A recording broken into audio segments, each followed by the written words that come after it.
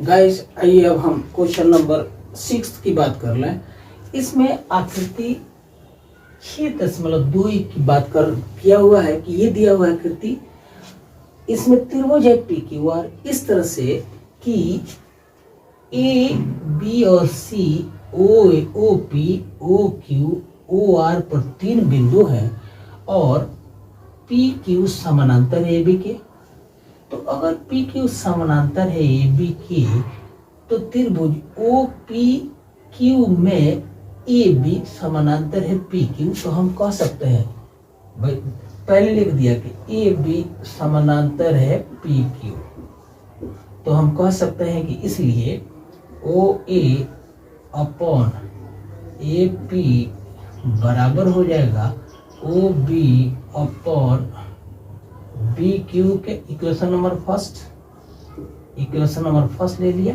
इसी तरह से ये भी दिया है कि ए सी समानांतर है पी आर के, तो त्रिभुज हम लेंगे ओ पी आर। तो त्रिभुज ओ पी आर से इसमें ए सी समानांतर है पी आर के, तो हम फ्री हैं लिखने के लिए कि ओ ए अपॉन ए पी ये बराबर हो जाएगा ओ सी अपॉन सी आर के। और इसको हम इक्वेशन नंबर 2 कर लेते हैं। तो अब आइए दोनों को तुलना करते हैं, इक्वेशन फर्स्ट और इक्वेशन 2 की तुलना करते हैं। इक्वेशन फर्स्ट में ओ ए अपॉन ए पी है, इक्वेशन 2 में भी ओ ए अपॉन ए पी है, और दोनों पहले में ओ ए अपॉन ए पी बराबर है O B upon B Q के, और यहाँ पर यही बराबर है ओ सी अपॉन सी आर के। तो हम कह सकते हैं इक्वेशन फर्स्ट एंड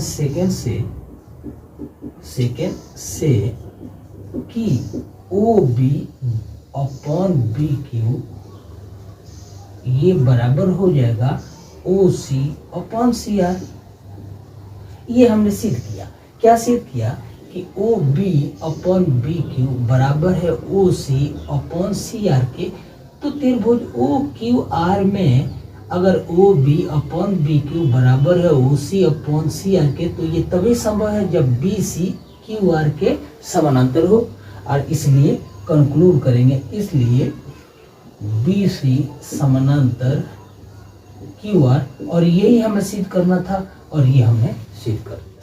गाइस ये क्वेश्चन नंबर 7 में आप स्पेशल ध्यान में प्रमेय 6.1 प्रमेय क्या है अभी क्लियर हो जाएगा। लेकिन जैसा कि प्रश्न में दिया हुआ है कि प्रमेय 6.1 का प्रयोग करते हुए सिद्ध करें कि त्रिभुज के एक भुजा के मध्य बिंदु से होकर दूसरी भुजा के समानांतर खींची गई रेखा तीसरी भुजा के समानुपाती होती है।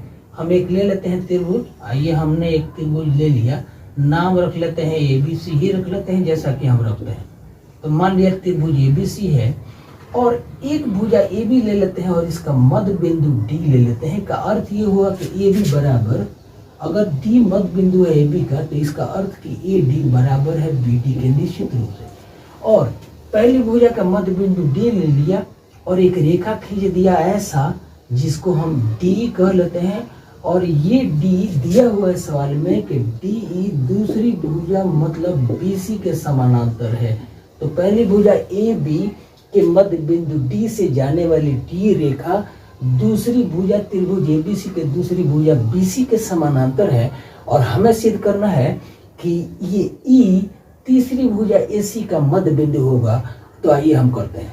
तो हम कह सकते हैं कि चूंकि D किसी भी त्रिभुज में एक भुजा के समानांतर मतलब DE समानांतर है BC के, इसका अर्थ ये हुआ कि हम लिख लेंगे कि AD बटे BD बराबर होगा AE अपॉन EC के। अब AD चूंकि D मध्य बिंदु है AB का, तो जितना AD है उतना ही BD है, तो AD से BD कटेगा और यहाँ 1 आएगा। और अब ये रिलेशन हमारे सामने आ गया। यहाँ क्रॉस मल्टीप्लाई करें तो हम सिद्ध कर सकते हैं कि AE बराबर हो गया EC के। तो हम इस नतीजे पर पहुंचे कि त्रिभुज ABC में भुजा AC के लिए AE बराबर है EC के। इसका अर्थ यह हुआ कि E AC का AC का मध्य बिंदु है और यही सिद्ध करना है हमें, मध्य बिंदु है। और हम कह सकते हैं कि अर्थात यह D रेखा AC को समद्विभाजित करती है, क्योंकि E AC का मध्य बिंदु। प्रमेय 6.2 अभी क्लियर हो जाएगा। थेल्स का प्रमेय और थेल्स के विलोम का हमें उपयोग अभी तक इस एक्सरसाइज में 6.2 में आ रहा है, उन्हीं दो का एप्लीकेशन आ रहा है। यह इस क्वेश्चन में दिया है, प्रयोग प्रमेय 6.2 का प्रयोग करते हुए सिद्ध कीजिए कि एक त्रिभुज के किन्हीं दो भुजाओं के मध्य बिंदुओं को मिलाने वाली रेखा तीसरी भुजा का समानांतर होती है। आइए इसको सिद्ध करते हैं बड़े खुश मिजाज होकर के। आप ले लीजिए त्रिभुज ABC, हमने ले लिया एक त्रिभुज ABC, या अब फिर नाम देते हैं PQR। तो हमारे त्रिभुज PQR में मान लीजिए कि PQ का मध्य बिंदु M है, मान लिया। इसका अर्थ सिर्फ ये हुआ कि PM बराबर हो गया MQ के, क्योंकि M PQ का मध्य बिंदु है। उसी तरह से हम मान लेते हैं कि भुजा PR का मध्य बिंदु N है, तो इसका अर्थ भी हुआ कि PN बराबर है NR के। और MN को अगर हम ज्वाइन कर दें तो ऐसे आइए ज्वाइन कर देते हैं, ये हो गया हमारा N बिंदु। अब देखिए हम अगर ले लें PM अपॉन MQ, तो ये दोनों कट जाएगा, 1 होगा। क्यों कटेगा? इसलिए कि PM MQ के बराबर है तो कट गया, तो एक आ गया।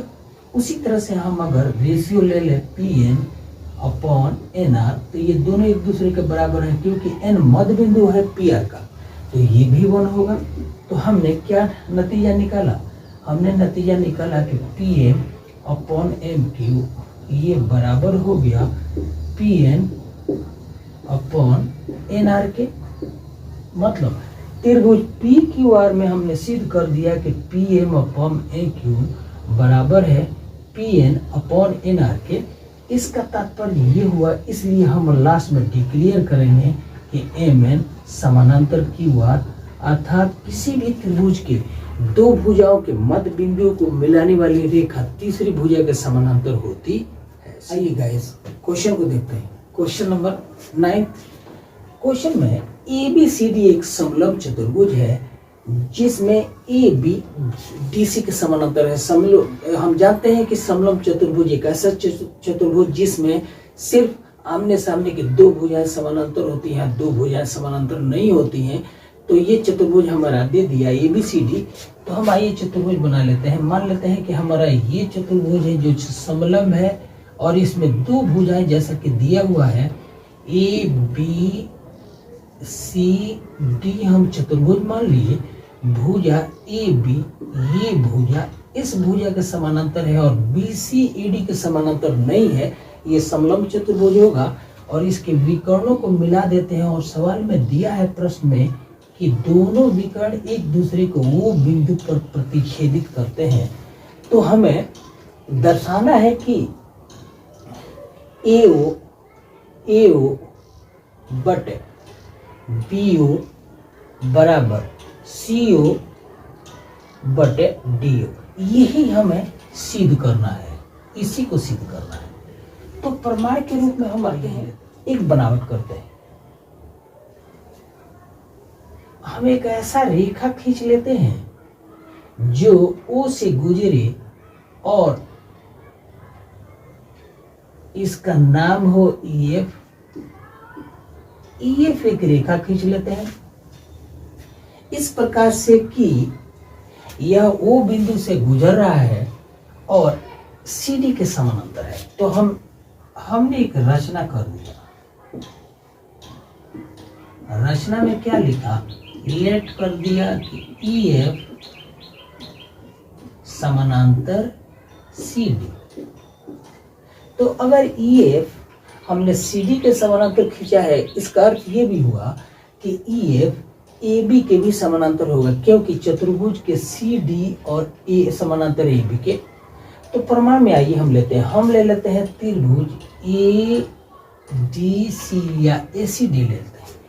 अब त्रिभुज ACD से हम कह सकते हैं इस त्रिभुज से कि ओ ई समानांतर सी डी और इसलिए ए ई बटे